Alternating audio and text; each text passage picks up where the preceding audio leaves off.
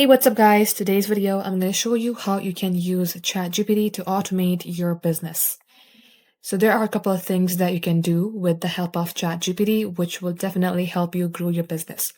First is creating email. So go ahead, launch a ChatGPT and then get logged into your account. Simply type in create me a personalized email for my business and mention your business name. In my case, I have written down a marketing company. If your company is related with some product, you may go ahead and type the product name as well. And as I do that, you can see it has created me a personalized email. If you want to do some changes, you may go ahead and, type in right here. Now, this being email, you can also create a post using ChatGPT. So all you have to do is replace this email and simply type in social post and then send. If your business has a website, you can also write blogs.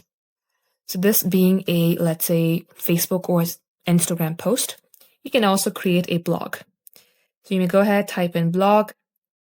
And not only this, you can also type in whatever prompt you would like.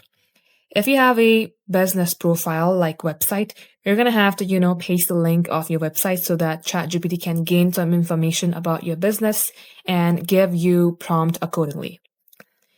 Now, also don't forget to mention the blog topic and it will generate a blog for you.